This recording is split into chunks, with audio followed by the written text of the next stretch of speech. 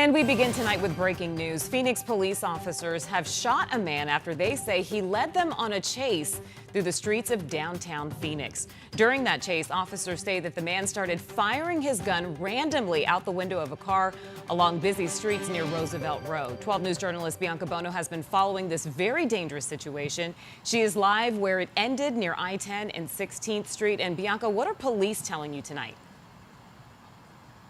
Well, the good news is that no police officers or bystanders were hurt in all of this. Now, police say this all started with a report of a stolen vehicle. They say they found the suspect, but that suspect took off and was randomly shooting out of his car as he was being pursued by police both on the ground and in the air, ending with an officer-involved shooting near the area where we are standing. Now, take a look at Sky 12 video that was taken overhead in this area near 16th Street in Portland, right by the I-10 freeway.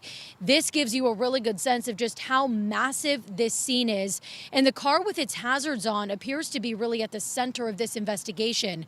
Police tell us this all started just before 7 o'clock tonight with that stolen vehicle report. They say the victim identified the suspect and they found him, but he took off. Police say he fled from them, driving erratically throughout the downtown area. And officials say on multiple occasions he was seen shooting out of his car. More resources were brought in to track this suspect. He even drove down Roosevelt. Ultimately, after several hours, the suspect was shot by police here and is now in the hospital with life-threatening injuries. Now, as you can imagine, because of the vast nature of this scene encompassing several areas around the city, police are now tracing the suspect's steps back to collect evidence. This was one of those additional scenes near Fifth Avenue and Osborne. We spoke to multiple people in this area who heard and saw that gunfire. Take a listen. We were sitting inside and we heard, multiple gunshots and police vehicles coming up the street. And then I was sitting there and I heard in rapid succession, bang, bang, bang. Obviously a gun firing, three rounds. And came out here and then, there was, probably as many cops as I've ever seen. Out of nowhere, all the commotion came and a car came right off the 16th Street ramp. Got pit maneuvered by the police car and gunfire, and that was it. And you could see investigators bagging up a firearm here. Phoenix police are investigating the many alleged crimes that led up to this scene, while DPS takes over to investigate the officer-involved shooting. Now, again, police say the great news and frankly stunning news is that no officers or bystanders were hurt in all of this. Now, I'm told that police are checking area hospitals for gunshot wound victims just in case somebody shows up there. Again, given the fact that this suspect was apparently shooting out of his window all around the downtown area. Given the large nature of this scene stretching all the way from I-10 to Roosevelt, this area is expected to be shut down for several hours. We're live in Phoenix. Bianca Bono, 12 News. Yeah, surely is a miracle that did not end differently. All right, Bianca, thank you. Well, now to our other story, our weather impact alert. We're bringing you team weather coverage tonight. 12 News journalist Chase Golightly is out in Globe, where folks are preparing for round 2 of flooding.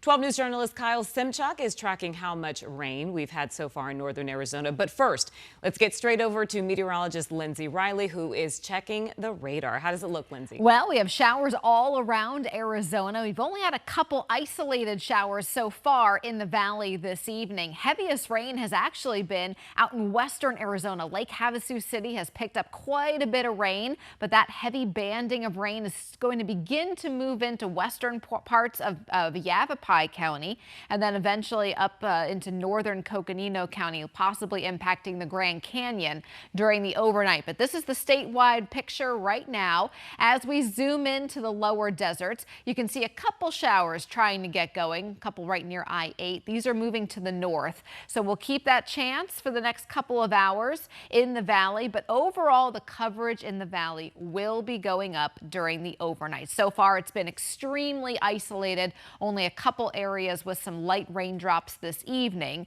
but the coverage is expected to pick up. But you can see up to the north, Parker, Lake Havasu, Kingman, these areas have just been seeing light to moderate rain for about the last 6 hours at least. Some of these heavier bands are going to begin to push into western Yavapai County and eventually up north, north of Interstate 40. We have been seeing a little bit of a break in the rain closer to Holbrook, Show Low, and Snowflake. Most of the heavier precipitation is west of there. And as we pan back out to the south, you can see it's a little bit quieter in southeastern Arizona. Rain's going to pick up in this location by Saturday night and Sunday morning, but we're seeing a lot out toward Yuma right now. Hour by hour, this is what we're looking at. You can see by midnight tonight, this is for the valley. We are up to 100% chance. So the rain is coming, even though it looks very isolated on the radar right now. 2 a.m. still at 100%. And then we're in the 40 to 50% through 8 a.m. 10 a.m. we are mainly dry. That'll be our first break. And we are expecting more activity for tomorrow afternoon. Up in the Flagstaff area, 90% right now, 100% midnight 2 a.m. and it will continue through the morning. So a little bit wetter during the overnight period up toward Flagstaff.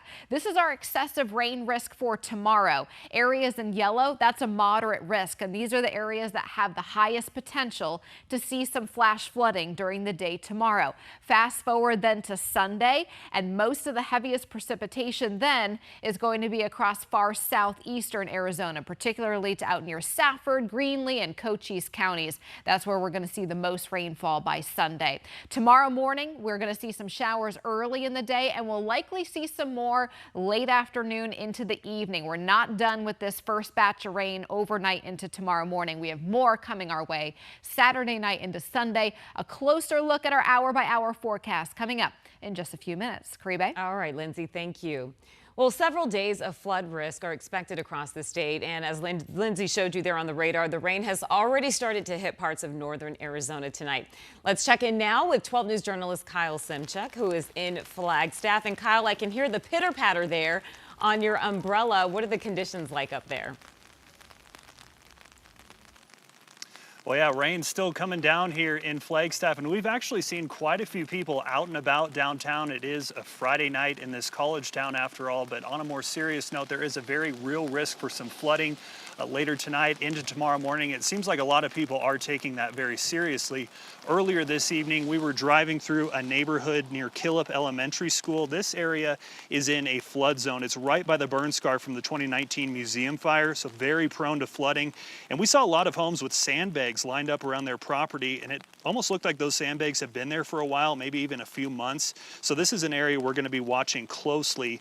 Now, the city of Flagstaff is providing sandbags for free at Thorpe Park. You just need to fill them yourself. We were out there for about 2 hours tonight, but didn't see a single person stop by. But again, downtown tonight, a lot of people out in the rain on this Friday night. It's nice, yeah, I like it. I will say I'm a little bit scared about my tires, you know, just got some new tires on my car. My dad keeps texting me, stay inside, you know, you're not safe, and I'm like, yeah, I know. Well, to be honest, I'm not actually from here, so, like, just knowing that this is, like, the whole state of Arizona right now is under a flood watch is kind of crazy, because you don't think of Arizona as getting a lot of rain. But I'm kind of enjoying it. It's kind of, like, nice and cozy. Well, we are covering this storm across the state. I want to show you what it looked like in Winslow earlier today. Lots of standing water in the street. This is outside of Winslow City Hall, and also Tom Harris baseball field, also drenched, turning to mud and muck. And then look at the Little Colorado River in Winslow. Tons of brown water flowing over the banks. Again, this was video from earlier this afternoon. Winslow hit with a lot of rain as well.